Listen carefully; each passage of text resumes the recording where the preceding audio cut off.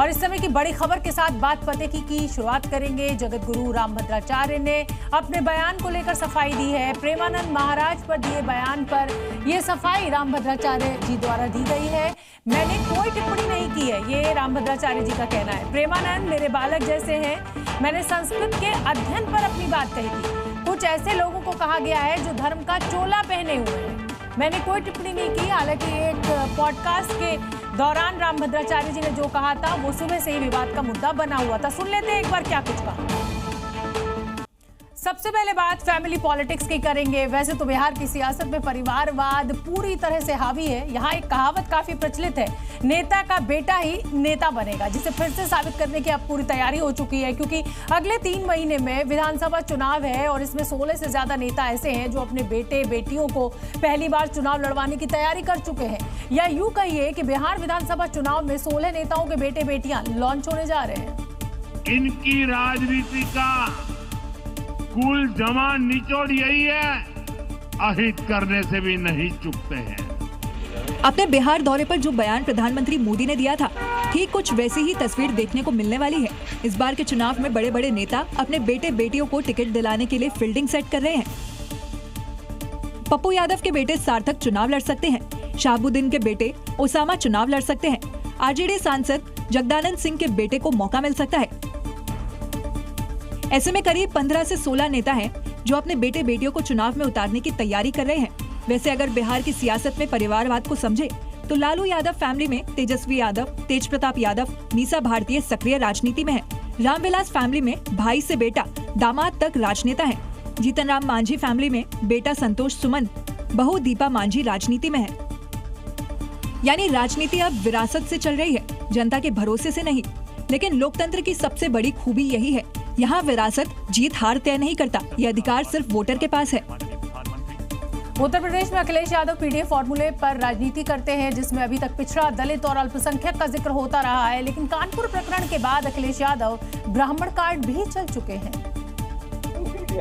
क्योंकि press conference के दौरान अखिलेश यादव के सामने एक शख्स ने आपबीती सुनाई, जिसका नाम सत्यम त्रिवेदी बताया जा रहा है।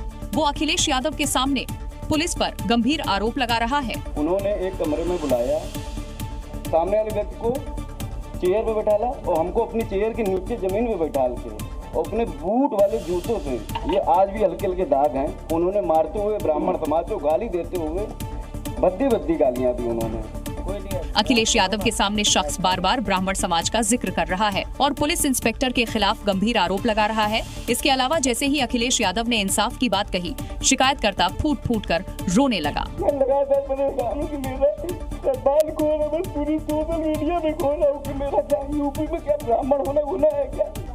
मामला नाली विवाद का था, लेकिन इस विवाद को सियासी रंग देने की कोशिश हो रही है। यहाँ तक कि अब जाति को लेकर भी सवाल पूछे जा रहे हैं। उत्तर प्रदेश की सियासत में मुकाबला अब सेमीफाइनल से आगे बढ़कर सीधे 2027 के फाइनल पर टिक गया है।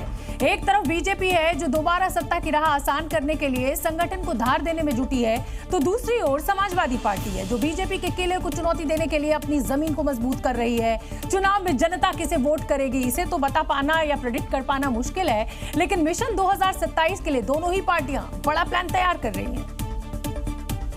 यूपी में विधानसभा चुनाव भले ही अभी हाल में न हो, लेकिन सियासी बिसात में बड़े दांव अभी से खेले जा रहे हैं।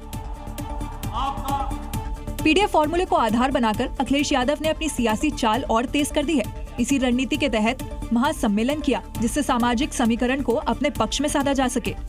पीडीए समाज के ऊपर अन्याय हुआ, हम सब लोग एक सूत्र में इसीलिए बंधे हैं, इस भारतीय जनता पार्टी का सफाया करने का काम करेंगे। दूसरी ओर बीजेपी भी पीछे हटने को तैयार नहीं।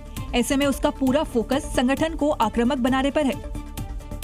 हर शक्ति केंद्र और हर बूथ पर अब एक पैरेलल टीम तैयार होगी। इन टीमों की अगुवाई संयोजक करेंगे, जिसमें करीब 100 से लेकर 200 कार्यकर्ता लगातार जुड़े रहेंगे। इनका काम होगा हर आयोजन और अभियान को जमीन पर उतारना। ऐसे में दोनों पार्टियों की तैयारी बता रही है कि प्रदेश में अगला बड़ा इम्तिहान तय है और तस्वीर साफ है कि 2027 का असली इम्तिहान योगी बनाम अखिलेश होगा। अंतरिक्ष की 18 दिवसीय यात्रा से लौटने के बाद ग्रुप कैप्टन शुभांशु शुक्ला पहली बार लखनऊ पहुंचे। हजारों की संख्या में पहुंचे लोगों ने हाथों में तिरंगा लिए उनका जोरदार स्वागत किया। शुभांशु ने परिवार के साथ मुख्यमंत्री योगी आदित्यनाथ से मुलाकात की। और इस दौरान ग्रुप कैप्टन शुभांशु शुक्ला की पत्नी कामना और बेटा कियाश भी मौजूद रहा। सीएम योगी ने आवास पर शुभांशु का गुलदस्ते के साथ स्वागत किया। शुभांशु ने सीएम योगी को कुछ खास चीजें भी भेंट की। हम लोग एक scholarship group captain Sudhanshu Shukla के लिए ही जारी करेंगे, जो उन छात्रों के लिए हम जारी करेंगे जो छात्र स्पेस टेक्नोलॉजी में अपना उच्च अध्ययन अर्जित करना चाहते हैं। इसके पहले जब शुभांशु अपने गृह जिले पहुंचे तो एयरपोर्ट पर उनका शानदार स्वागत हुआ। डिप्टी सीएम ब्रजेश पाठक ने इसकी अगुवानी की। इस दौरान बैंड की धुनें गूंज रही थी। खुली बस में शुभांशु का काफिला लखनऊ के चौराहों से होकर गुजरा, जहां स्थानीय लोगों ने फूल मालाओं के साथ स्वागत किया। भारत मां के जयकारे भी गूंजे।